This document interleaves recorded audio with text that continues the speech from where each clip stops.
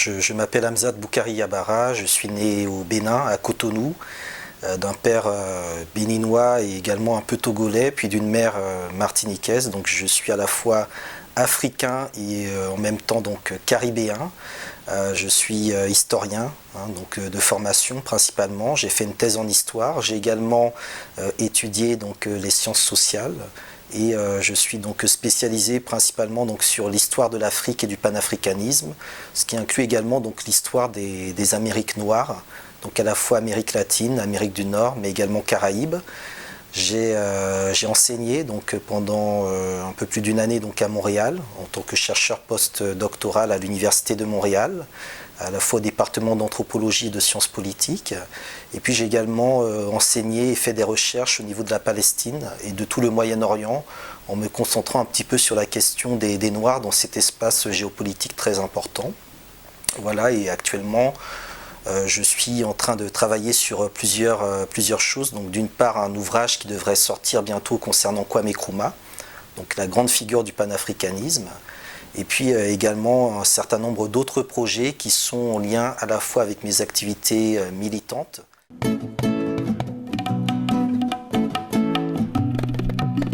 Alors l'idée, elle est venue d'une part de mon propre parcours personnel. C'est une interrogation sur qui je suis, sur qui sont les personnes qui sont à la fois tiraillées par cette identité africaine et en même temps cette identité entre guillemets afro-descendante.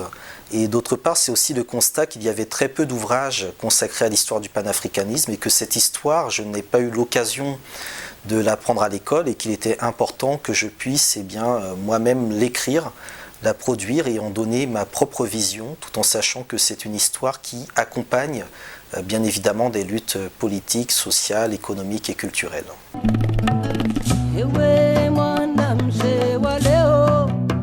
Cela signifie que le panafricanisme est né du fait de la déportation de millions d'Africains du continent africain vers les Amériques dans le cadre de la traite transatlantique, que cette traite transatlantique est fondatrice de ce qu'on appelle aujourd'hui le monde occidental, c'est-à-dire que l'Occident c'est partout où l'Europe a essaimé et elle a fait essaimer donc des Africains dans les Amériques par la violence.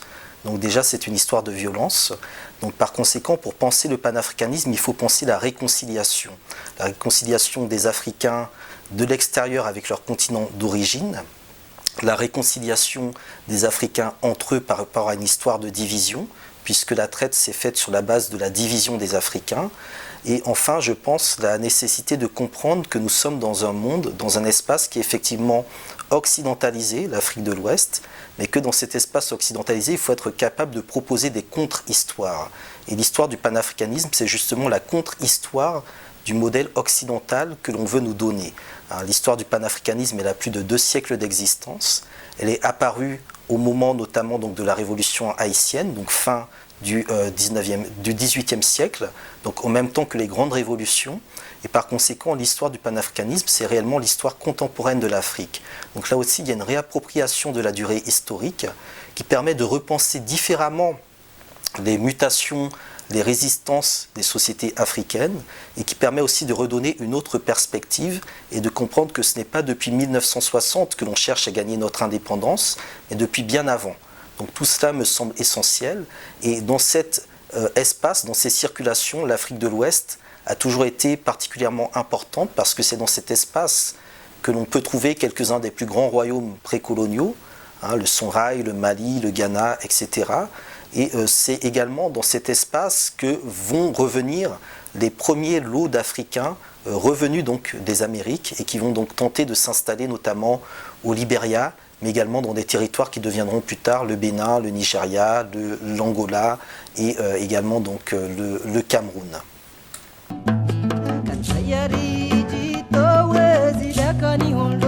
Haïti est une matrice essentielle puisque cette île qui s'appelait à l'époque Saint-Domingue, qui était une colonie française, la colonie la plus riche des Amériques, la colonie la plus riche du monde, a été bâtie sur le sang et la sueur des Africains qui étaient déportés là-bas.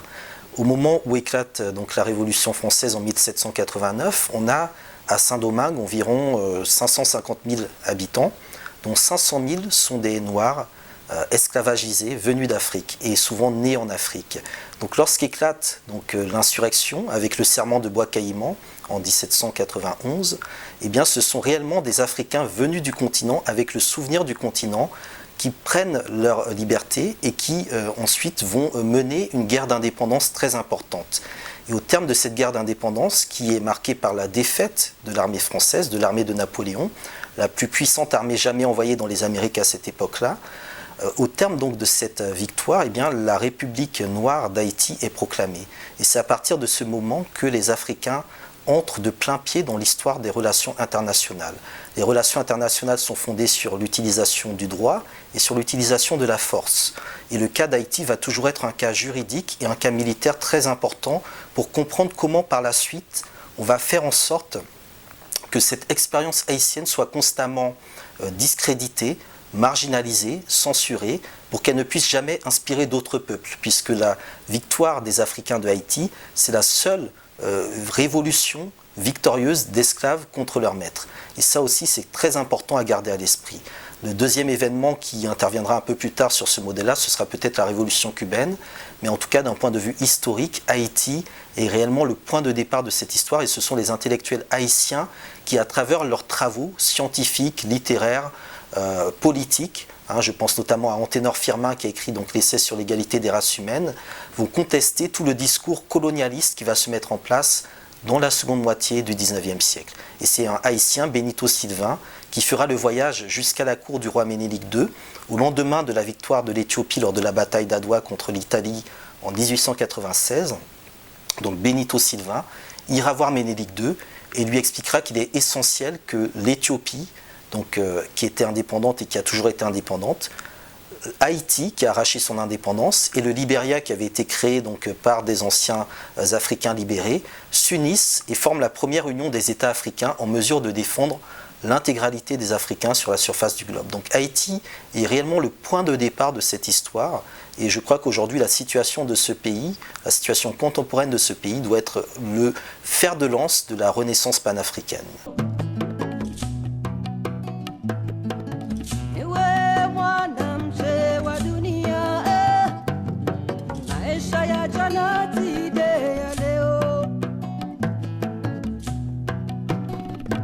Alors, le premier panafricanisme n'était pas nécessairement des élites telles qu'on le conçoit aujourd'hui. C'est un mouvement de résistance qui est né déjà dans les cales des bateaux. C'est un mouvement ensuite qui a été propagé à travers des résistances culturelles. Donc ça aussi c'est très important. La culture est plus populaire qu'élitiste, en tout cas qu'on ne le croit. Et au moment où donc les Africains se libèrent, notamment dans les Amériques, ils ont effectivement le projet d'aller libérer par la suite, ou de revenir tout au moins sur le continent africain. Mais lorsque la colonisation se met en place par la suite, ils constatent que revenir en Afrique, finalement, les ramènerait à une forme de nouvel esclavagisme. Donc ils vont se battre à la fois à l'extérieur du continent et sur le continent africain. Donc on ne peut pas réellement parler d'une dimension purement élitiste du panafricanisme de la part des diasporas. Ce sont des diasporas de résistance, ce sont des diasporas qui ont toujours été marginalisées, ce sont des diasporas qui ont pu par moments se sentir abandonnées justement par les élites, y compris par les élites africaines, mais qui néanmoins étaient en mesure de produire elles-mêmes leurs propres élites. Donc c'est aussi ce retournement qui est extrêmement important et qui explique l'échec du Libéria. Le Libéria a été créé par des Africains rapatriés donc des États-Unis, mais qui arrivaient en fait au Libéria avec l'idée qu'ils étaient supérieurs aux Africains qui étaient restés sur le continent. Donc dans ce choc des différentes élites, ou dans ce choc entre les élites et les peuples, il est très important d'arriver à bâtir une synthèse. Et la synthèse de ce rapport de force réside justement dans la connaissance, la diffusion, l'écriture et l'appropriation de l'histoire. Donc on peut effectivement penser qu'une histoire équilibrée des relations entre le continent et sa diaspora, ce que j'appelle la famille africaine mondiale, serait de nature à gommer justement ce fameux fossé qui fait qu'on a le sentiment qu'on a des élites qui ne correspondent pas du tout aux aspirations populaires. Et le panafricanisme a toujours été confronté à cette dimension tout au long du XXe siècle, entre le courant de Dubois, qui était considéré comme élitiste, intellectualisant, et le courant de Marcus Garvey, qui lui était considéré beaucoup plus populaire, voire même populiste. Et c'est Kwame Nkrumah qui fera un peu la synthèse des deux courants, lorsqu'il prendra donc la direction de la lutte pour l'indépendance du Ghana, puis pour la construction des États-Unis d'Afrique. Donc c'est à travers l'histoire, je pense, que l'on peut être en mesure de dépasser ces divisions, qui sont aussi des divisions de classe, puisque dans le panafricanisme, la notion de classe sociale est réelle. Et pour comprendre donc l'histoire des classes, eh bien, il faut travailler tout simplement sur la construction du rapport de force et sur la construction des idéologies. Et la meilleure idéologie pour démanteler et déconstruire cette situation, c'est le panafricanisme, effectivement.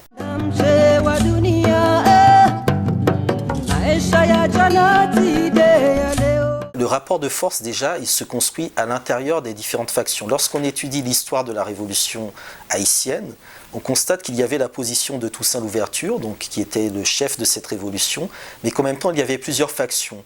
Il y avait des Africains qui étaient beaucoup plus radicaux que Toussaint Louverture, et d'autres qui étaient, d'une certaine manière, des traîtres, en tout cas qui étaient prêts à pactiser finalement avec l'ancien maître colonial. Donc à l'intérieur même des différentes mouvances africaines et panafricaines, il y a des lectures, des divergences et des rapports de force internes. Donc déjà comprendre la source et la nature de ces rapports de force internes permettrait ensuite de créer la solidarité qui permettrait de faire en sorte que ce ne soit pas de l'intérieur que le mouvement éclate. Ça, c'est le premier élément du rapport de force, un rapport de force interne qui repose donc sur l'exigence, sur la discipline, et je dirais même l'autodiscipline, et donc l'éducation et la conscientisation politique. Le deuxième rapport de force, il se fait vis-à-vis du monde extérieur, qui tout au long des 4, 5, 6 derniers siècles d'histoire a été particulièrement hostile vis-à-vis de l'Afrique, vis-à-vis des Africains et vis-à-vis des peuples noirs. Donc ce rapport de force, c'est un rapport de force global qui, je pense, contient tous les différents échelons, donc l'échelon spirituel, l'échelon culturel, l'échelon politique, économique, social et je dirais même scientifique. Donc c'est quelque chose qui doit être construit à tous les niveaux et qui exige de mettre en place des structures ou même des instances et donc des organisations. Et toute la difficulté du panafricanisme, c'est justement d'arriver à construire ces organisations qui sont en mesure donc de juguler ce rapport de force. Marcus Garvey l'a tenté avec l'UNIA. L'objectif de l'UNIA, c'était de revenir sur le continent africain pour créer un État, parce qu'on en revient toujours à ces questions régaliennes. Il faut un État, une instance dépositaire du droit et de la force qui fasse autorité sur tous les Africains. Donc ça avait été la tentative de Marcus Garvey. Kwame Nkrumah a également tenté de mettre en place les États-Unis d'Afrique. Il a été saboté par d'autres dirigeants qui avaient d'autres visions. Et puis enfin, dans l'actualité, on voit qu'il y a également, de la part de certaines associations, organisations militantes, la volonté de reconstruire ce rapport de force en s'appuyant d'une part sur les nouvelles technologies et d'autre part sur le fait qu'il y a dans les masses africaines une prise de conscience de plus en plus importante de cette histoire et de la nécessité de s'organiser et du fait que la domination à laquelle nous sommes soumis repose très souvent sur notre simple désorganisation. Donc c'était un peu l'un des objectifs de mon ouvrage, Africa Unite, une histoire du panafricanisme, réfléchir aux formes d'organisation qui ont structuré l'histoire du panafricanisme et comprendre comment aujourd'hui, de manière peut-être artificielle, ou en tout cas de manière structurelle, on pourrait relancer ces constructions d'organisation et de solidarité.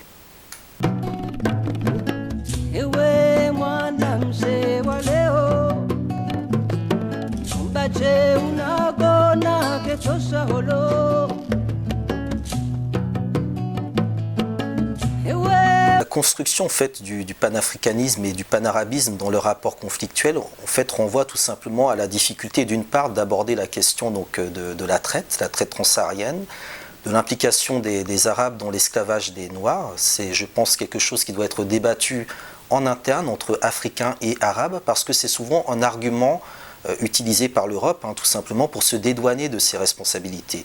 Donc il y a effectivement un passif qu'il est nécessaire de traiter entre historiens, Je pense que c'est quelque chose sur lequel on doit vraiment travailler.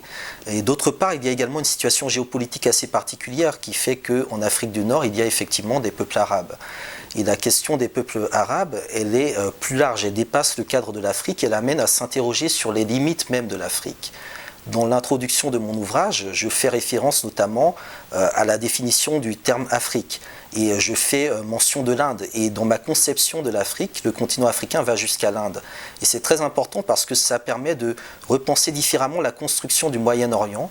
Et cette construction du Moyen-Orient est en train aujourd'hui d'englober l'Afrique du Nord pour créer justement cette division entre une Afrique au nord du Sahara qui serait blanche et une Afrique au sud du Sahara qui serait noire. Et c'est la construction de ce qu'on appelle donc cet ensemble moyen-oriental qui aujourd'hui explique le renforcement de ces divisions. Au Moyen-Orient, on est en train de créer des États dans lesquels les frontières administratives et politiques sont calquées en fait sur des répartitions ethniques, linguistiques, voire même religieuses et confessionnelles. C'est le cas de l'Irak, la Syrie, qu'on essaie de faire éclater avec un État qui serait uniquement chiite, un autre sunnite, un autre kurde, etc. Tout cela sur le modèle de l'État d'Israël, donc un État purement juif. On voit ce type de pratique arriver au niveau du continent africain avec le cas de la Libye. Il y a toujours eu des Noirs en Libye, il y a toujours eu des Libyens noirs. Cependant, lors de l'agression de la Libye, on a bien vu que dans la propagande, on faisait passer tous ces Libyens noirs pour des étrangers, ce qui est totalement absurde. Il y a toujours eu des Noirs dans tous les pays d'Afrique du Nord. Ils représentent banalement un tiers à peut-être la moitié de la population, parce que là aussi, il y a beaucoup de tabous sur l'identité noire et sur la présence des Noirs au Maghreb. D'autre part, dans la manière dont tout cela est en train de se mettre en place, il y a la volonté de simplifier les relations et de faire en sorte que cette Afrique au sud du Sahara soit de manière monolithique totalement noire. Et le deuxième point aussi qui me semble important dans cette construction, c'est la manière dont on a fait éclater le Soudan. Entre un Soudan du Nord, que l'on présente globalement comme arabe, voire blanc, et un Soudan du Sud que l'on dirait chrétien, animiste et noir. Donc ce sont toutes ces stratégies, à mon sens, qui sont extrêmement graves et qui nuisent effectivement à l'unité africaine parce qu'elles introduisent des dissensions et des distorsions qui n'ont pas lieu d'être en soi. Et je crois qu'il y a à ce niveau beaucoup de choses à creuser. Et enfin, le troisième point sur lequel je pense qu'il faudrait s'attarder justement dans le positionnement du panafricanisme vis-à-vis du panarabisme, c'est la question de la Mauritanie et de la persistance de l'esclavage. La manière dont les Noirs sont traités en Afrique du Nord doit être un enjeu panafricaniste. Et ça aussi, ça me semble très important. Enfin, sur les questions d'unité, je crois qu'il est aussi très important de rappeler que l'unité arabe est beaucoup plus, entre guillemets, utopique aujourd'hui que l'unité africaine. On le voit, les pays arabes sont extrêmement divisés les uns les autres, alors qu'ils ont pourtant une même culture de langue. La langue arabe est présente partout au Maghreb. Ils ont globalement une même vision religieuse, l'islam, donc ils ont cette unité culturelle que souvent les Africains au sud du Sahara disent ne pas avoir. Ils ont globalement une unité, on va dire, phénotypique, mais en dépit de tous ces éléments, eh bien, ils n'arrivent pas à s'entendre, parce qu'ils n'ont pas l'unité politique. Et cette unité politique, elle est liée aussi à la différence des différents régimes. Le modèle monarchique marocain, la République tunisienne, l'État algérien, la Jamaïria libyenne, bon, aujourd'hui complètement éclatée et disloquée, et le système égyptien. Ce sont des systèmes politiques différents les uns des autres. Et c'est parce qu'il n'y a pas justement cette unité politique qu'aujourd'hui le panarabisme est totalement en déliquescence et que l'on voit que la plus grande frontière fermée depuis le plus grand temps aujourd'hui en Afrique, c'est celle justement entre l'Algérie et le Maroc. Et enfin, il y a un dernier point qui renvoie plus à la géopolitique globale, donc le positionnement vis-à-vis de l'État d'Israël, la question palestinienne, qui a aussi toujours divisé, ou en tout cas qui a toujours été particulière dans les relations entre Africains et Arabes. Et ça aussi, je pense que c'est un point sur lequel il faudrait réellement travailler en ciblant un certain nombre de pays qui ont des politiques assez ambiguës vis-à-vis de cette question, notamment l'Éthiopie, l'Ouganda, le Kenya, mais également le Maroc, puisqu'on sait que dans la résolution du dernier problème, du dernier conflit colonial en Afrique, le cas du Sahara occidental, eh bien, l'État d'Israël participe à la construction de ce mur, à la construction du système sécuritaire au niveau du Sahara occidental, un peu sur le même modèle qu'on a ce mur au niveau de la Palestine, qui est en train d'asphyxier toute une population. Donc tout ça, ce sont des questions extrêmement complexes sur lesquelles en fait, on essaye de mettre un voile simplificateur avec d'un côté les Africains et d'un autre côté les Arabes. Et les raisons pour lesquelles on a pu éliminer quelqu'un comme Kadhafi sont liées au fait que beaucoup de pays du Golfe justement, n'appréciait pas la forme de solidarité que Kadhafi pouvait avoir vis-à-vis de l'Afrique. Il n'appréciait pas non plus le fait que Kadhafi soit fier également de l'identité berbère de cette Afrique du Nord. Donc ça aussi, ce sont des éléments sur lesquels je pense qu'il faudrait réellement travailler dans la profondeur, avec beaucoup de tact, parce que ce sont des éléments qui sont de nature à faire éclater le continent africain, les questions identitaires, les questions raciales.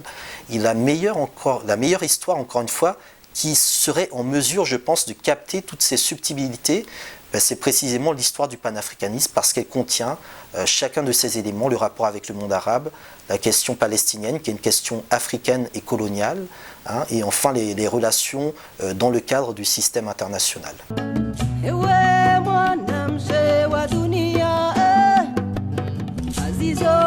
C'est une question africaine, d'une part parce que la Palestine fait géographiquement partie de l'ensemble africain, historiquement parlant.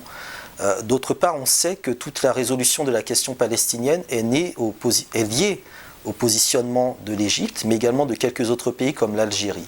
Et ces pays-là, l'Égypte et l'Algérie, sont extrêmement importants dans la structuration du panafricanisme et dans la mise en place d'une unité continentale. On ne peut pas se passer de l'Égypte, et le cas de l'Égypte est aujourd'hui prisonnier de la question palestinienne. Par conséquent, il est important que les États africains prennent position sur cette question comme ils ont pu le faire par le passé. Le problème aujourd'hui, c'est que nous ne sommes plus en mesure de parler, nous en tant qu'Africains, sur ces enjeux importants. Or, il est nécessaire, si l'on veut regagner de la crédibilité dans le cadre des relations internationales, d'avoir une position claire vis-à-vis de la situation palestinienne. D'autre part, il y a une politique israélienne sur le continent africain qui est extrêmement offensive, qui vise un certain nombre de régimes, notamment donc le régime de Khartoum, d'Omar al-Béchir, hein, qui est l'un des ennemis jurés de Tel Aviv. Et on sait également que la déstabilisation de la Libye est liée aussi à l'influence d'Israël au niveau de tout le bassin méditerranéen. La Libye s'est toujours opposée à l'idée notamment de cette union pour la Méditerranée dans laquelle Israël était présent. Et on sait que Bernard-Henri Lévy a fait beaucoup de voyages entre Benghazi et Tel Aviv au moment des bombardements.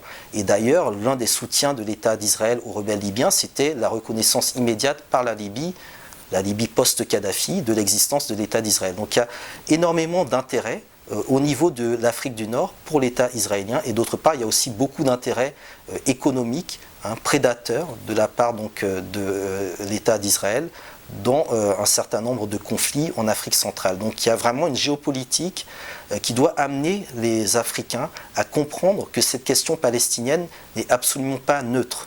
Et enfin, il existe aujourd'hui en Palestine un génocide vis-à-vis de la population palestinienne, bien évidemment, mais également noire. Il y a un certain nombre de Noirs qui vivent aujourd'hui en Palestine dans des situations extrêmement précaires et difficiles, qui s'organisent. J'en ai rencontré un certain nombre et qui, je pense, apprécieraient que les Africains soient solidaires de leur cause, parce qu'eux-mêmes sont capables d'être solidaires des causes africaines.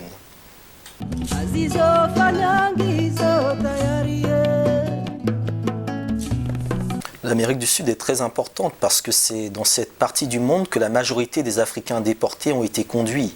Le Brésil aujourd'hui héberge la plus importante population d'origine africaine en dehors du continent africain. C'est banalement 85 à 90 millions d'habitants au Brésil qui ont des origines africaines. Aujourd'hui, au Brésil, on trouve beaucoup d'éléments qui renvoient justement à l'Afrique. Et ce qui est aussi important de rappeler, c'est que lors de la révolution haïtienne, Toussaint Louverture va inspirer Simon Bolivar, qui fera une escale à Haïti et qui obtiendra le soutien d'Haïti lorsqu'il ira lui-même libérer donc les colonies espagnoles d'Amérique du Sud, qui sont aujourd'hui notamment la Colombie et le Venezuela, mais également l'Équateur et la Bolivie avec les autres généraux. Sauf que par la suite, le récit qui va être fait de cette Amérique latine, c'est l'idée donc d'une Amérique latine métisse. On va gommer la présence des Noirs, on va gommer la présence indienne, on va créoliser cette Amérique latine, tant et si bien qu'il va y avoir toute une censure sur l'histoire des Noirs en Amérique du Sud.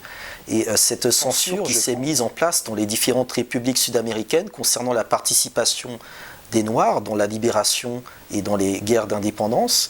Et cette censure, je crois qu'elle est importante aujourd'hui à lever, et qu'on a des exemples très importants qui se mettent en place au Brésil. Des mouvements noirs se sont organisés très tôt dans la tradition des quilombos, donc ces communautés, ces républiques fondées par des esclaves fugitifs dans lesquelles on réorganisait absolument toute la vie en société sur des bases démocratiques dès le XVIIe siècle. La plus célèbre était celle de Palmarès, avec donc Zumbi. On a également donc d'autres espaces très importants qui renvoient à la présence africaine en Amérique du Sud.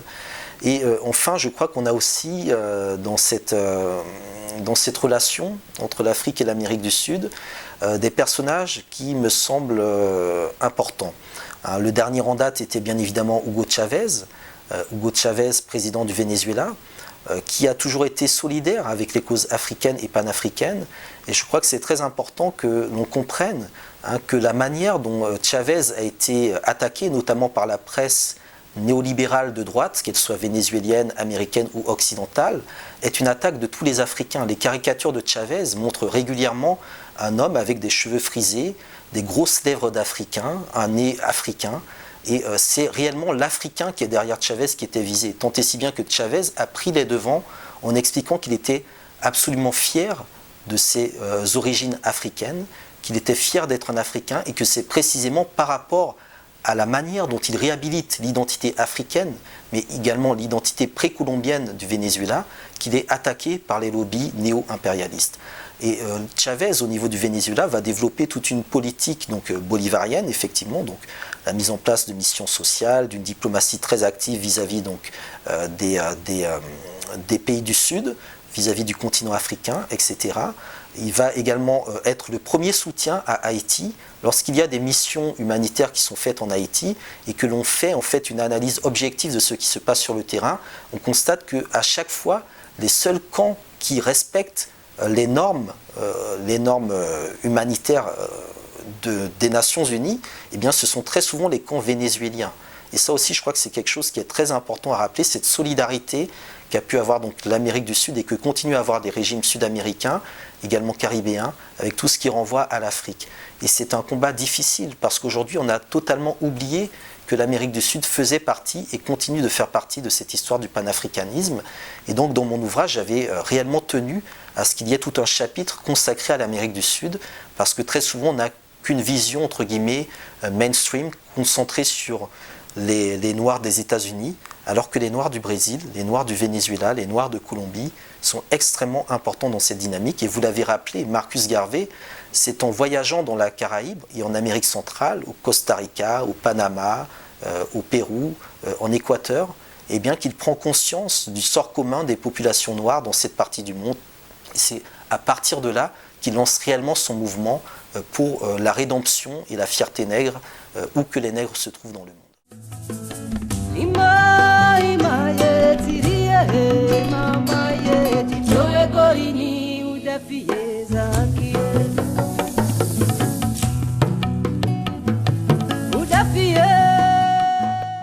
Solidarité à la fois scientifique et économique entre la diaspora des Amériques et le continent, c'est quelque chose qui a déjà existé dans le passé. Dans les années 60-70, par exemple à Atlanta, on avait créé un institut du monde noir, Institute of the Black World, qui justement avait pour objectif d'accueillir les chercheurs africains en résidence et de leur offrir un espace de discussion, un espace de diffusion également de leurs travaux à l'égard de la communauté noire de cette ville très importante du sud des États-Unis et qui était la capitale justement de la lutte pour les droits civiques. Donc ce sont des choses qui ont existé par le passé, qui malheureusement n'ont pas été en mesure de se maintenir au moment donc, de la destruction et de l'offensive néolibérale contre les différents types d'organisations noires. Du point de vue économique, on a également eu des solidarités très importantes. Dès la fin du 19e siècle, on sait que des chefs africains étaient en relation aussi avec des entrepreneurs noirs aux États-Unis, qu'il y a eu plusieurs projets d'alliances économiques dans l'espace transatlantique. La plus célèbre reste encore une fois celle de Marcus Garvey avec la Black Star Line, donc cette compagnie de navigation maritime qui avait pour objectif de relier les Amériques avec le continent africain de manière directe sans passer par l'Europe, donc court-circuiter les compagnies de navigation occidentales et capitalistes et faire en sorte de créer un marché endogène réservé entre guillemets aux commerçants et entrepreneurs noirs. Donc ce sont des choses qui ont existé dans le passé, qui malheureusement n'ont pas survécu à l'hostilité que le monde capitaliste éprouvait à leur égard. On sait également que jusqu'aux années 1940-1950, il y avait des sociétés noires très importantes aux États-Unis, mais que lorsqu'on a levé la ségrégation, eh bien justement, il fallait faire rentrer ces sociétés, cette économie noire, dans une économie beaucoup plus néolibéralisée et gérée directement par Wall Street. Donc là aussi, il y a un rapport de force économique qui se met en place et qui renvoie tout simplement à la nécessité d'avoir des États, donc des entités politiques et juridiques suffisamment forts pour accompagner ce type de mesures. Vous avez évoqué effectivement le cas du Ghana et de la Tanzanie qui ont noué des partenariats avec la diaspora afro-américaine et afro-caribéenne, des partenariats qui passaient par le don de la citoyenneté, ce qui faisait que des citoyens noirs de nationalité américaine pouvaient abandonner justement cette nationalité américaine et retrouver un passeport ghanéen ou tanzanien par exemple. Donc ça aussi c'est très important, le type de facilité juridique et administrative que l'on met en place vis-à-vis de sa diaspora, ce sont des choses sur lesquelles les régimes africains d'aujourd'hui devraient réfléchir. Parce que c'est par là aussi que l'on peut créer un véritable développement endogène et sortir de l'emprise de l'orbite impérialiste.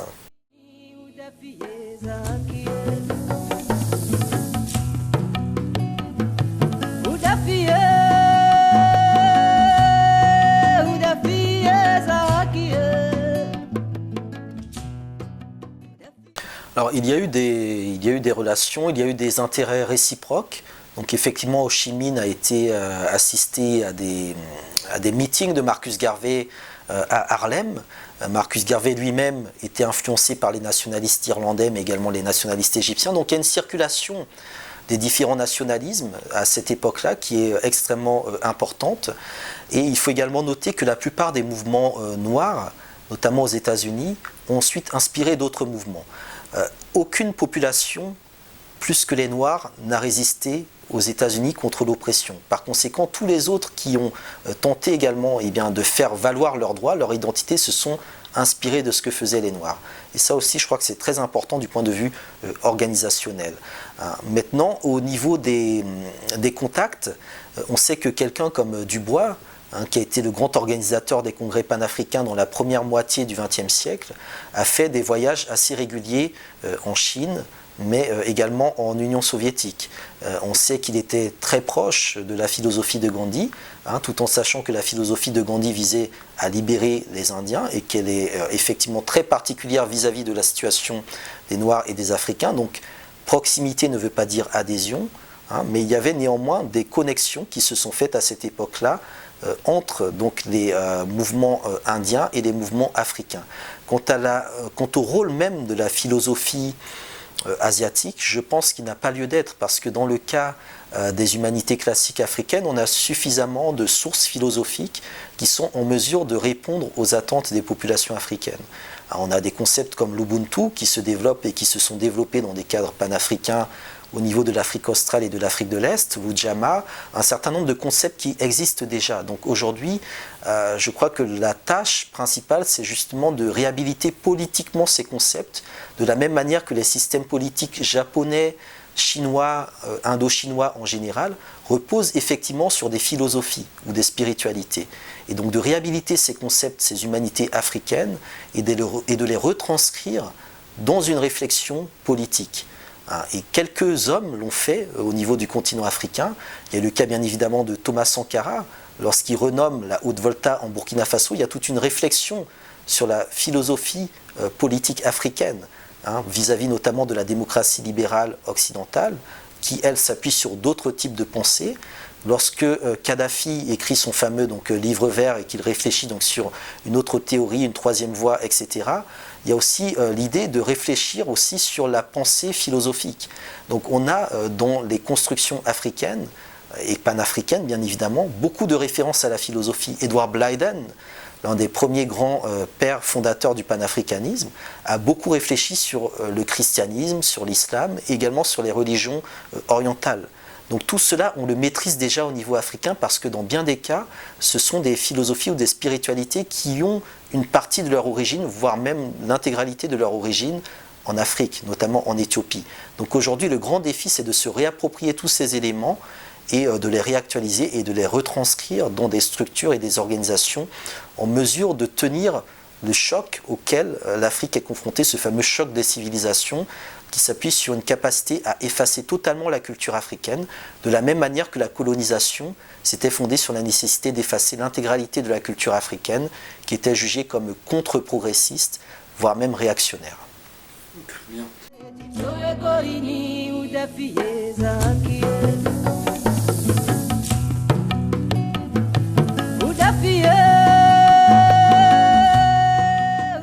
Alors, le concept d'Ubuntu, en fait, il renvoie tout simplement au concept de solidarité, entre guillemets, d'entre-humanité. C'est-à-dire que notre humanité se conçoit par l'humanité des autres.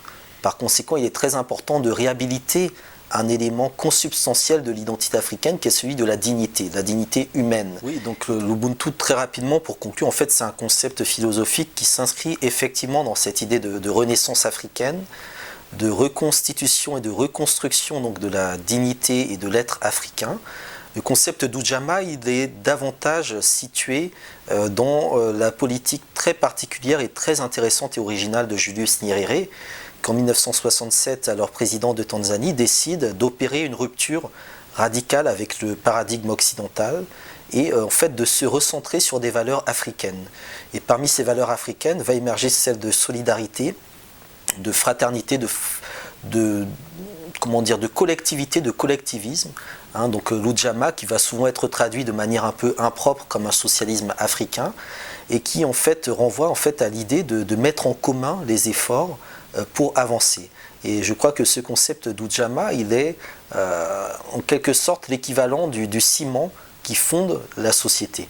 C'est l'idée en fait d'une solidarité, d'une entraide, d'une intégrité, d'une indivisibilité du corps social africain.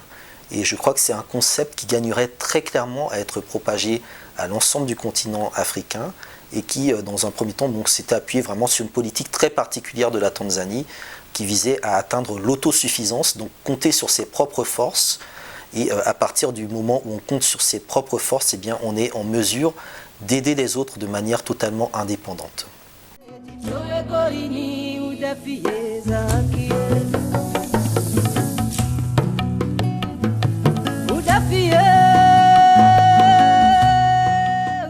Comme je disais, effectivement, je crois qu'il est important lorsqu'on s'intéresse au panafricanisme d'être à la fois chercheur, que cela soit professionnel ou entre guillemets indépendant, et également militant. Donc dans mon cas personnel, c'est au niveau de la Ligue panafricaine Umoja, qui est une association politique qui avait été créée une première fois en 2010 sous le titre de Ligue panafricaine du Congo Umoja, puis refondée en 2012 en Ligue panafricaine Umoja. C'est une association politique dont je ne suis pas membre fondateur, mais que j'ai rejoint parce que j'estime qu'il est important justement de soutenir ce type de dynamique. Quel est l'objet ? Eh bien l'objet tout simplement c'est de créer un peu partout sur le continent africain et dans les États de la diaspora, notamment dans la Caraïbe et en Amérique du Sud, des sections territoriales dans lesquelles en fait on va faire germer cette éducation panafricaine, cette conscientisation et mobilisation panafricaine, pour arriver en fait à l'état d'un parti politique qui serait en mesure de se présenter aux différentes élections, qu'elles soient locales, législatives, voire même présidentielles, et donc repartir un peu sur cette idée de fédération de partis politiques, sur cette idée d'un parti politique panafricain qui serait, je pense, la meilleure manière d'agglomérer, d'agréger les différentes forces panafricaines, les forces vives, et surtout de leur donner un objectif concret. Donc c'est une organisation politique qui est présente dans une dizaine de territoires en Afrique de l'Ouest et en Afrique centrale, qui s'organise de manière indépendante de l'Union africaine. On est réellement sur un autre cadre. Nous ne sommes soutenus par aucun État, nous travaillons sur nos propres forces. Nous créons justement ces forces parce que je crois qu'aujourd'hui, l'Afrique doit être en mesure de créer ses propres forces et de ne plus attendre que cela vienne d'en haut, donc de l'Union africaine. Et d'autre part, je crois qu'également il y a la nécessité de créer sur le terrain les structures qui seront en mesure de revitaliser ce qui est peut-être le dernier élément de survie du panafricanisme politique, qui est à savoir le Parlement panafricain. Un Parlement panafricain qui n'a aucun pouvoir exécutif et même, je dirais même politique aujourd'hui, qui se réunit 2 fois par an en Afrique du Sud, mais qui doit être le véritable instrument, je pense, d'une reprise en main de leur souveraineté par les peuples africains. Et pour qu'il y ait ce Parlement panafricain, qui est censé réunir 2 députés de chaque État africain, eh bien, il faut qu'au niveau des États africains, on ait des partis politiques panafricains. Et le meilleur moyen d'avoir des partis politiques panafricains crédibles, c'est de créer une structure avec une ligne idéologique suffisamment solide qui soit en mesure de créer eh bien, dans chaque État eh bien, des sections qui justement garderont la crédibilité de cette idéologie panafricaine, parce que malheureusement, aujourd'hui, on voit un peu tout le monde et n'importe qui tenter de s'emparer de l'étiquette panafricaine pour produire des politiques qui sont absolument anti-africaines.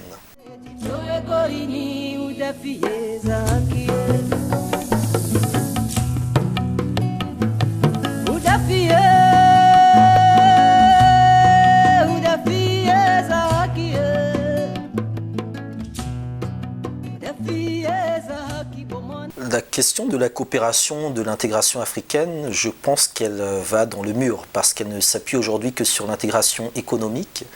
Or, cette intégration économique ne fonctionne pas, ou en tout cas ne fonctionne pas autant qu'elle devrait fonctionner au vu des potentialités du continent africain.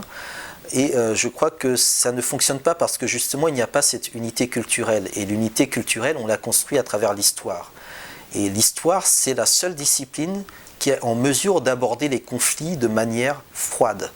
Et aujourd'hui, nous avons besoin sur le continent africain d'aborder nos conflits, ceux qui nous divisent, avec la plus grande froideur possible. Donc effectivement, une histoire du panafricanisme qui serait enseignée dans chaque école du continent africain serait, je pense, la meilleure manière, dans un délai de 5 à 10 ans, d'éradiquer la quasi-totalité des conflits qui ont lieu sur le continent africain. Donc on peut tout à fait comprendre que ce type d'histoire soit peu apprécié de ceux qui vivent justement de la division et du pillage de l'Afrique, mais c'est néanmoins ce vers quoi il faut tendre aujourd'hui. Donc comment s'organiser? Eh bien, il faut produire des ouvrages, les diffuser, vulgariser au maximum à travers différents supports, tenter ici ou là d'obtenir des avancées constitutionnelles, juridiques, politiques, militantes, etc. Et comprendre que l'intégration économique, malheureusement, sans l'intégration culturelle, va conduire à une distorsion supplémentaire des identités du continent africain, puisqu'aujourd'hui nous savons que les frontières restent largement ouvertes pour permettre justement la sortie du continent africain des richesses, qu'elles soient matérielles, intellectuelles ou financières, mais qu'en même temps il y a sur les populations africaines un confinement de plus en plus important qui ne peut plus tenir à l'heure où, à travers les nouvelles technologies, on est en mesure d'avoir des échanges virtuels. Cette dimension virtuelle est très importante, je pense, dans la manière justement dont il faut repenser les choses, parce que de plus en plus d'Africains prennent connaissance de cette histoire par Internet, par exemple. Et du coup, lorsqu'on apprend des vérités par Internet, et des fois ce ne sont pas forcément des vérités, parce qu'il y a aussi beaucoup d'intox sur Internet, cela peut créer des électrochocs et des ressentiments négatifs. Et le travail de l'historien, justement, c'est ce travail de documenter le ressentiment et de le transformer en quelque chose de positif.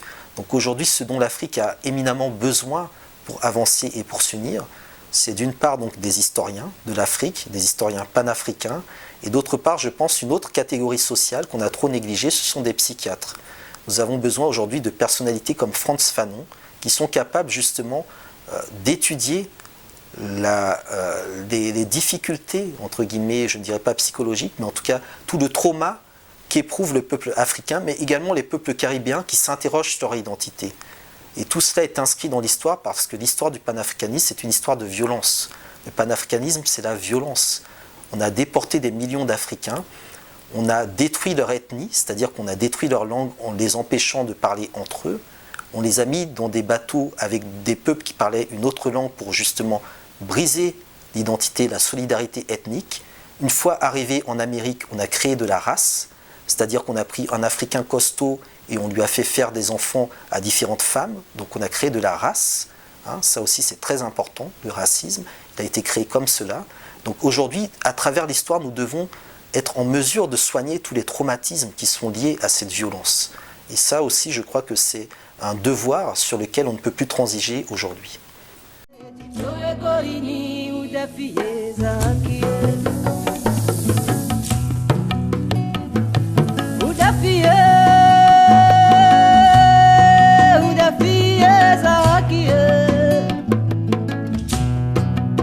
Fieza haki bomona maye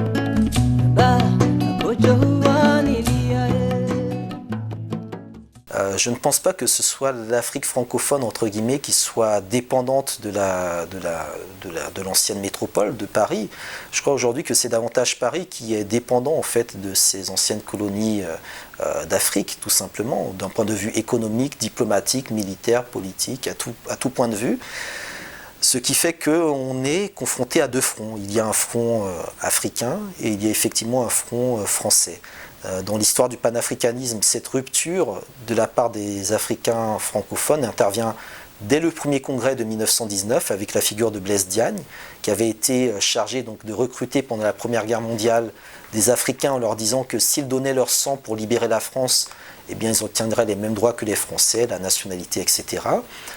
En même temps, on a des ruptures puisqu'on a d'autres personnages qui étaient dans ce schéma au départ et qui ont fait volte-face. On peut penser à Kodjo Tovalu-Wenu, qui lui justement au départ était entre guillemets un assimilé et qui va devenir au contraire garvéiste, l'un des plus fervents défenseurs de Marcus Garvey. Et ce sera d'ailleurs le premier noir africain attaqué donc, par les autorités françaises à l'époque par rapport à ses positions politiques. Donc dès 1919, il y a cette rupture qui se fait et la stratégie de la France sera toujours de soutenir des Africains qui lui sont liés. Ce sera le cas dans les années 40-50, au moment donc, des luttes pour la décolonisation. Dès 1946, lorsque Houphouët-Boigny crée d'un côté le Rassemblement démocratique africain à Bamako, avec une vision vraiment très progressiste à l'époque, les services français travaillent pour faire en sorte que ce Rassemblement démocratique africain soit court-circuité à la tête. Et on va voir la lente évolution d'Houphouët-Boigny vers la droite, et ce sera d'ailleurs lui qui inventera ce fameux terme de France-Afrique et qui sera le premier commis voyageur de l'impérialisme français en Afrique avec Léopold Sédar Senghor. Donc il y a une division aujourd'hui des tâches de la part de la France vis-à-vis de ces anciennes colonies africaines, avec le Sénégal qui est un peu la vitrine culturelle, la vitrine, je dirais même diplomatique d'une certaine manière, la Côte d'Ivoire qui est un peu la vitrine entre guillemets financière, le Gabon qui est la vitrine économique aussi, avec donc également le contrôle stratégique du pétrole, le Burkina Faso qui pendant un certain temps a joué avec le Tchad ce côté de médiateur, donc médiateur mais en fait pour les intérêts français, le Niger également qui est une plaque stratégique vis-à-vis de la question énergétique, le Bénin qui est un peu ce modèle politique vis-à-vis de la transition, alternance, etc., mais qui en même temps la porte ouverte sur le Nigeria qui est le gros morceau que vise la France. Et puis après d'autres pays plus historiquement liés comme la Centrafrique qui a toujours été aussi un précaré donc, de la France, et après également d'autres régimes plus dissidents. Le Cameroun, les relations entre la France et le Cameroun ont toujours été compliquées puisque le Cameroun n'a jamais été juridiquement parlant une colonie française. Là aussi il y aurait beaucoup de choses à creuser dans le fait qu'au Cameroun on trouve toute une culture panafricaine très importante mais qui a été malheureusement très souvent décimée. Donc aujourd'hui, effectivement, c'est au niveau des pays, entre guillemets, francophones d'Afrique, que le gros du travail reste à faire, vu que dans les pays anglophones, il y a déjà une autre conception du rapport à la métropole.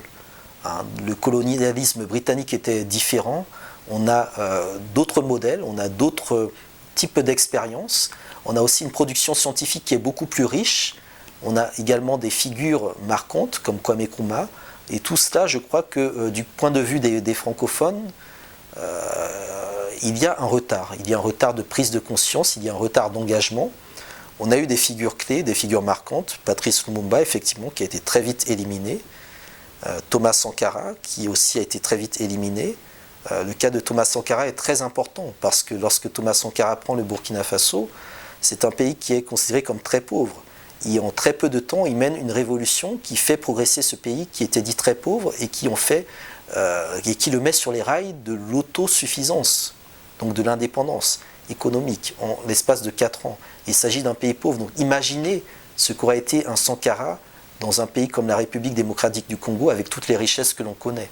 Donc il y a aussi ces modèles, je pense, qui sont toujours importants à mettre en avant et qui sont très importants dans l'histoire du panafricanisme, mais en même temps on a aussi beaucoup de contre-modèles qui ont pu par moments donner l'impression d'embrasser le panafricanisme. On peut penser à Mobutu par exemple, mais qui, du point de vue global de leur action, ont été extrêmement dommageables au continent africain dans les décennies 60, 70, 80, où il nous fallait justement des dirigeants solides, et ça n'a pas été le cas.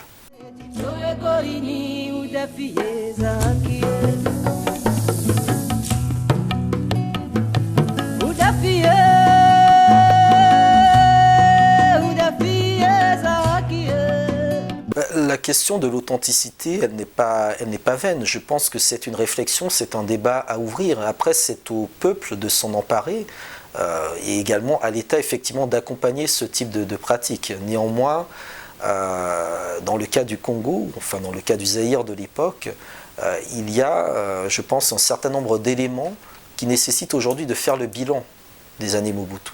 On n'a pas fait ce bilan, on est passé à quelque chose de radicalement différent de manière extrêmement brutale.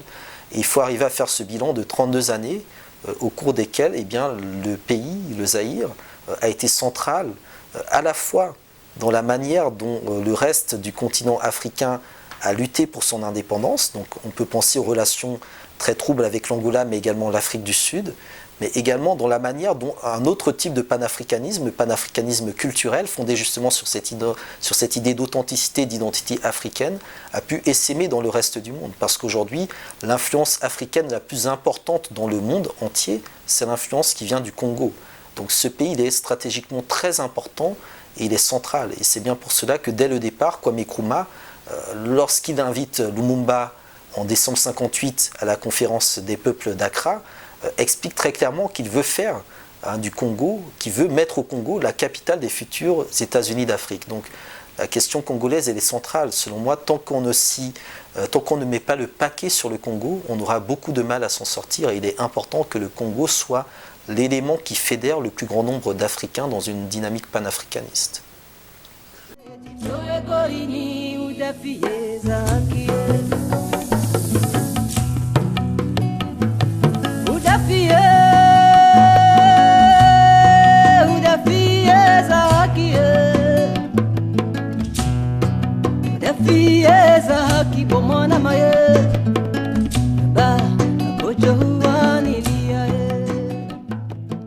Alors, du temps où l'OUA était encore relativement anti-impérialiste, il y avait eu ce fameux festival panafricain d'Alger en juillet 1969, qui avait débouché sur un manifeste culturel de l'OUA dans lequel justement les industries cinématographiques, musicales, etc. étaient promues comme des outils de la lutte de libération des peuples africains.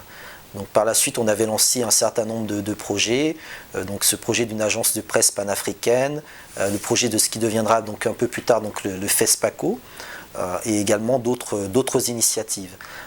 Néanmoins, là encore, je crois qu'il faudrait revenir un peu en amont et comprendre que la connaissance est un outil de libération et que cette connaissance-là, il faut être capable de la condenser et de la cristalliser dans une véritable politique culturelle.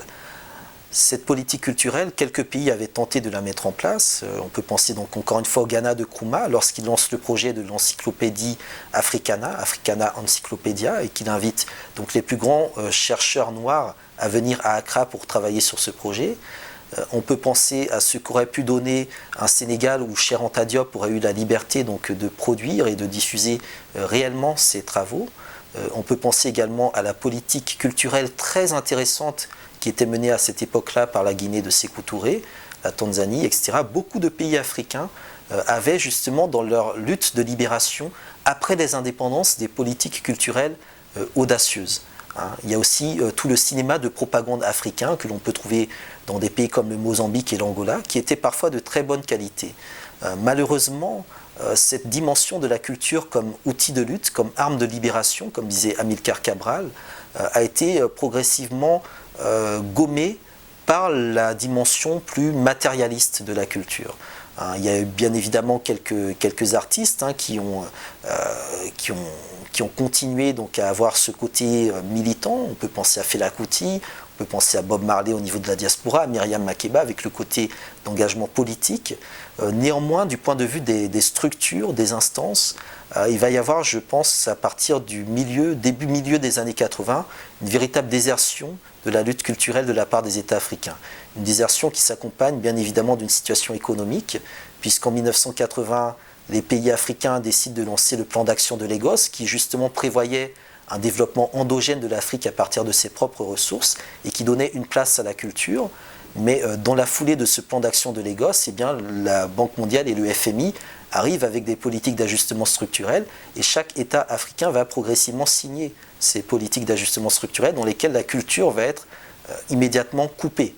Le seul État justement qui va prendre le contre-pied de cette vision absolument suicidaire de l'austérité, c'est le Burkina Faso de Thomas Sankara.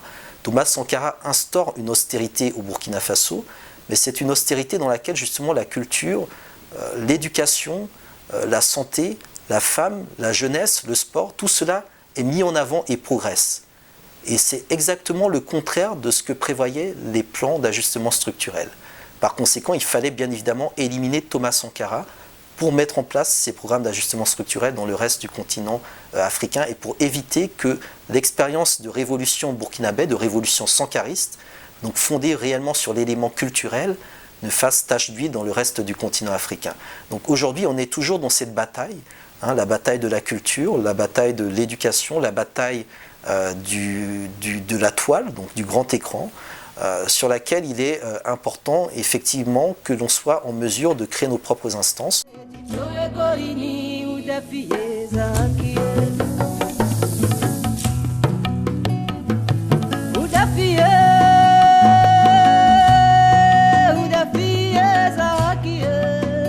Déjà, je crois que la création de l'OUA en 1963 était déjà un compromis entre des chefs d'État qui ne voulaient pas justement remettre en cause les principes de souveraineté nationale. Le seul qui y croyait et qui avait d'ailleurs tout à fait raison, c'était Kwame Nkrumah. Et dans cette petite victoire de l'OUA, c'était en réalité une grande défaite pour les panafricanistes. Par la suite, l'OUA a accompli effectivement une tâche qui était de vaincre l'apartheid et de libérer le continent du colonialisme. La grande majorité du continent est aujourd'hui libérée du colonialisme, mais face à d'autres défis comme le développement, comme également, je pense, la mise en place d'une véritable intégration, il y a eu un certain nombre d'échecs et de difficultés, d'où le passage à l'Union africaine, donc au tournant du XXIe siècle. Et ce passage à l'Union africaine, on sent qu'il ne répondait pas réellement à un positionnement idéologique du continent africain, qui était déjà tiraillé entre plusieurs visions. Une vision très néolibérale, inspirée notamment par le NEPAD, et une vision beaucoup plus autoritaire, inspirée par le projet, la reprise du projet des États-Unis d'Afrique par Kadhafi. Donc l'Union africaine, lorsqu'elle s'est créée, était beaucoup plus un copier-coller de l'Union européenne, avec le même type d'institutions, la même bureaucratie, les mêmes organes finalement, donc une commission de l'Union africaine qui devait en quelque sorte être appelée à devenir ce véritable gouvernement de l'Union. Malheureusement, l'Union africaine ne s'est pas donné les moyens, notamment les moyens financiers, les moyens également idéologiques, puisqu'il n'y a pas eu de critères d'adhésion à l'Union. Un peu comme l'OUA avait regroupé tous les États indépendants à l'époque, lorsqu'on est passé à l'Union africaine, on a inclus tout le monde dans ce projet, y compris ceux qui étaient totalement hostiles à cette idée d'unité africaine. Donc effectivement, dès le départ, il y a cette difficulté à tracer une ligne, à trouver une ligne. Et d'autre part, il y a également, je pense, des manquements assez graves du point de vue de la communication. Aujourd'hui, le monde se définit par rapport à la capacité à communiquer et l'Union africaine n'a pas de stratégie de communication à l'égard déjà des populations africaines. Elle est très méconnue. Elle n'a pas de programme qui soit en mesure de transformer le quotidien des populations africaines. Elle n'a pas, par exemple, une organisation qui pourrait être, je ne sais pas, le Courrier Rouge, qui serait l'équivalent donc de la Croix-Rouge ou du HCR et qui s'occuperait justement des situations de crise humanitaire. Elle n'est pas non plus un organe avec une autorité compétente qui viendrait chapeauter les différents gouvernements du continent africain. Donc c'est une organisation qui a effectivement beaucoup de lacunes et qui a souvent été paralysée par des querelles et des guerres intestines entre les différentes puissances régionales.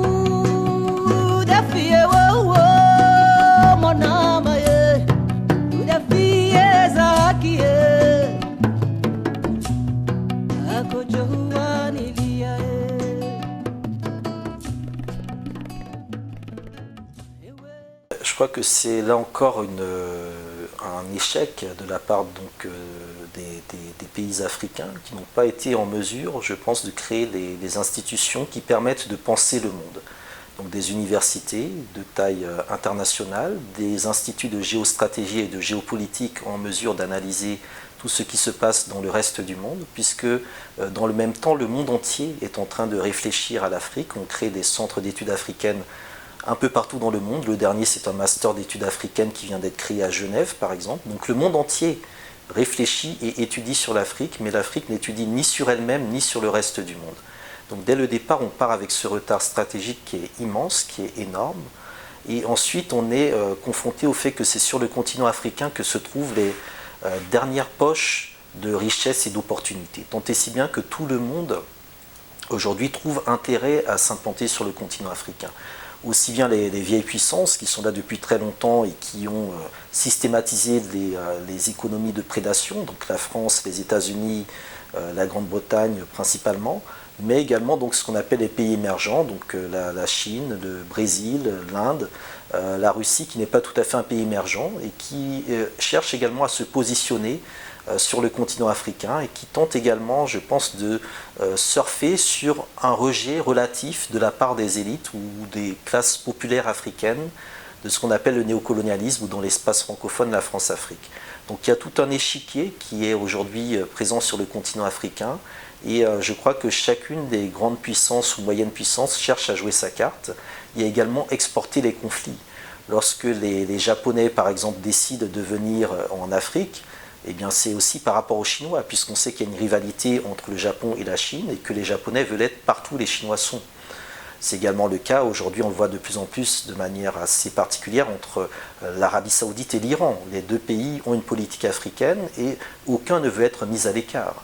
Israël a tapé du pied pour essayer d'entrer à l'Union africaine en tant qu'observateur parce que la Palestine a des entrées dans l'Union africaine. Donc on voit bien que aujourd'hui le continent est ce dernier espace où peut se construire des puissances internationales. Et la France ne s'y est pas trompée. Si la France aujourd'hui est une puissance, si elle est membre du Conseil de sécurité, c'est uniquement et intégralement parce qu'elle a été colonisée une grande partie du continent africain. Sans l'apport colonial qu'a été l'Afrique et sans les voix que représentent les pays africains, notamment aux Nations Unies, la France ne serait pas du tout en mesure de peser sur le jeu international.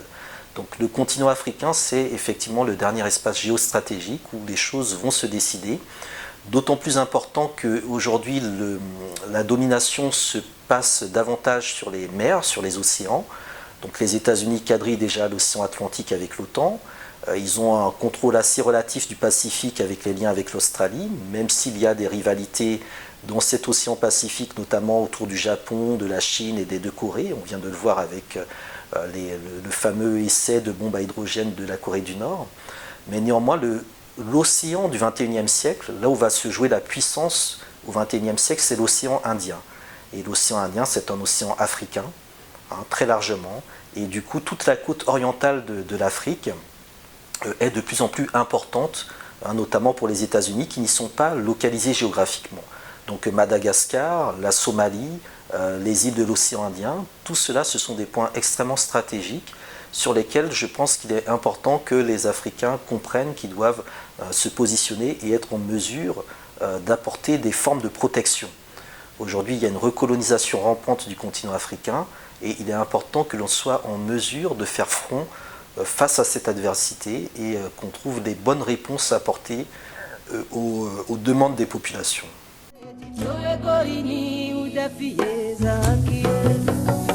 Alors là encore, historiquement parlant, lorsque la colonisation se met en place à la fin du XIXe siècle, il y a deux objectifs lors du congrès de Berlin. Il y a soi-disant donc arrêter l'esclavage sur le continent africain et stopper le trafic d'alcool mais également d'armes. Parce qu'à la fin du XIXe siècle, on avait des empires, des sociétés, des royaumes africains qui avaient déjà des industries militaires, qui produisaient déjà des armes, qui étaient en mesure de se défendre. Donc pour coloniser, pour dominer ces populations, il fallait d'une part briser leur culture, mais également faire en sorte qu'ils ne soient plus en mesure de développer leur industrie d'armement. Donc ça a été tout l'objet de la colonisation. Lorsqu'on a décolonisé, la plupart des pays ont été obligés effectivement de signer des accords militaires avec les anciennes puissances coloniales ou avec d'autres organismes comme les Nations Unies, tant et si bien qu'on a effectivement des souverainetés qui sont mutilées du point de vue de la défense.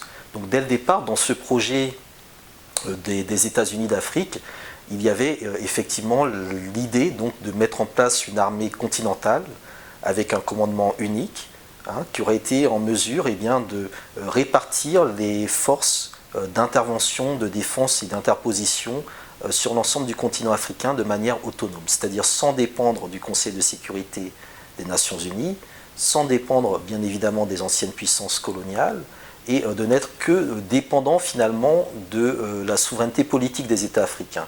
C'est le paradigme du Congo, où on voit que Patrice Lumumba s'est retrouvé dépossédé de tout contrôle sur la force armée qui était présente au moment de l'indépendance, et qu'il a été piégé par les troupes des Nations Unies qui en fait n'obéissaient qu'aux intérêts américains. Donc c'est ce cas-là qui va se reproduire régulièrement sur le continent africain, dans beaucoup de circonstances différentes, tant et si bien qu'aujourd'hui, effectivement, la question militaire se pose. Alors faut-il relancer un projet industriel du point de vue militaire ? Certains pays sont déjà sur cette ligne, ils travaillent sur la possibilité donc, de développer donc, des armements légers à l'échelle nationale, mais je pense qu'en même temps il faut bien comprendre qu'aujourd'hui les guerres ne se gagnent plus avec ce type d'armement. On a des guerres qui sont de plus en plus technologiques, qui sont basées également sur le contrôle de tout ce qui est lié à la communication, à la cybernétique également, donc aux nouvelles armes, à l'utilisation également des armes chimiques et biochimiques. Et donc là, sur tous ces éléments-là, on a sur le continent africain suffisamment de réserves qui font justement l'objet de prédation de la part des industries militaires. Donc on est confronté, je dirais, à un certain paradoxe qui fait que c'est sur le continent africain que se trouvent les réserves stratégiques, l'uranium, le coltan, etc., qui permettent à cette industrie militaire de se développer, et qu'en même temps, nous sommes incapables aujourd'hui de créer une industrie autonome en mesure de fournir aux États africains les armes nécessaires à leur défense. Donc c'est un véritable problème, et la seule manière de s'en sortir, c'est tout simplement de récupérer la souveraineté politique. Puisque le militaire doit être dépendant du politique, cela n'aurait aucun sens d'avoir une industrie militaire indépendante si le pouvoir politique n'est pas indépendant. Donc encore une fois, on en revient à ce que scandait Kwame Nkrumah lorsqu'il disait qu'il faut d'abord conquérir le pouvoir politique, et une fois que ce pouvoir politique est conquis, eh bien on peut récupérer le pouvoir militaire.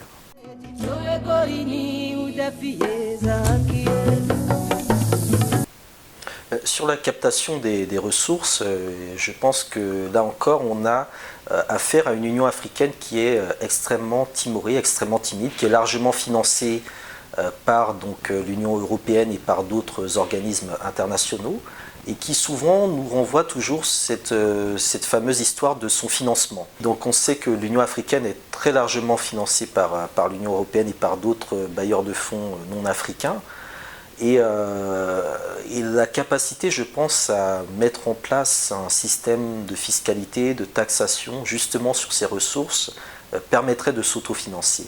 Néanmoins, là encore, il faudrait mettre en place des fonds de redistribution donc, des ressources liées donc, aux hydrocarbures. Il faudrait également les inclure dans de véritables projets de développement sur lesquels les populations auraient réellement un droit de regard. Parce qu'aujourd'hui, nous sommes dans des systèmes qui sont extrêmement opaques, avec des financements particulièrement occultes. Et selon moi, ce n'est que par la volonté politique et également par l'émergence, je pense, de multinationales africaines, voire panafricaines, que cette question peut se régler. Donc là encore, il faut, je pense, qu'il y ait 3 ou 4 États qui lancent une initiative à ce niveau, et qui soient, à partir de cette initiative, les pionniers, je pense, d'une redistribution des ressources à l'échelle continentale.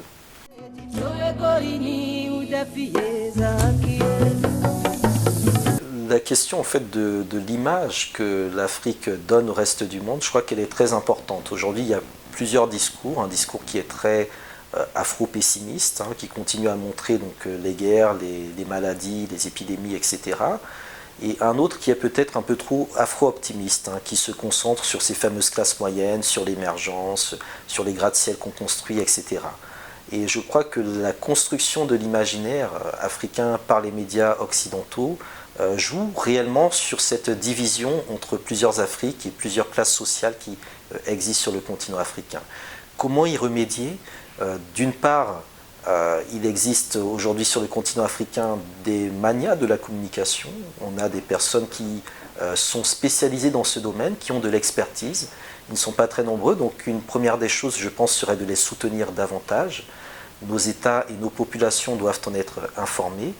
Et d'autre part, je crois qu'il serait important que, à l'extérieur du continent africain, les journalistes africains puissent se fédérer dans une structure qui leur permettrait d'avoir d'une certaine manière l'exclusivité par rapport à l'actualité africaine. Et je pense que ce type de mesure serait extrêmement pertinent si elle était ensuite reliée à toute une forme de journalisme citoyen que l'on voit éclore sur le continent africain, à travers notamment les blogs, mais également des petites revues, parfois imprimées papier, qui sont souvent très pertinentes sur les différentes actualités nationales du continent.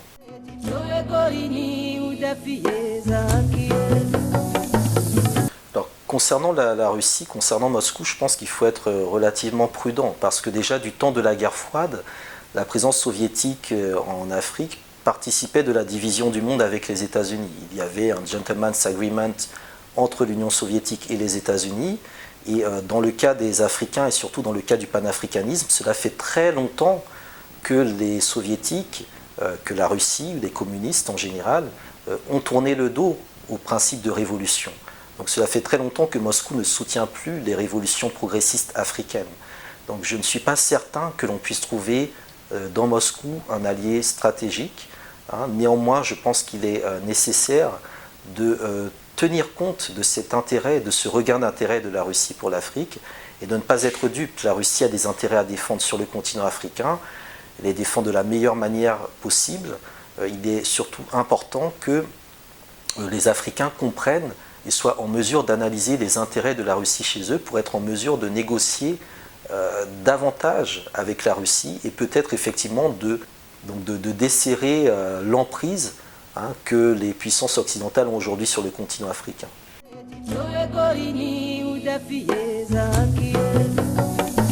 Alors, parmi les prochaines publications, il y a un ouvrage qui est prévu sur Kwame Nkrumah. Il s'agit en fait d'une compilation de quelques textes très importants de Nkrumah que j'introduis, que j'explique et que je réactualise. C'est un ouvrage qui devrait sortir dans les 3-4 prochains mois aux collections du CETIM.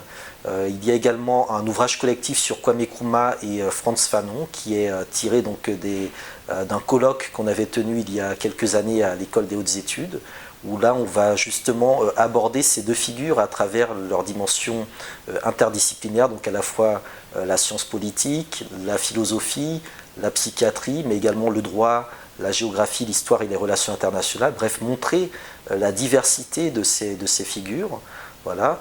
Et puis il y a également donc, quelques autres travaux qui vont être davantage centrés sur la Caraïbe et sur l'océan Indien, et notamment analyser le rapport d'une île comme la Réunion avec le continent africain dans le cadre justement donc, de cette réorientation des intérêts géostratégiques des différentes puissances vers l'océan Indien et vers la partie australe du continent africain.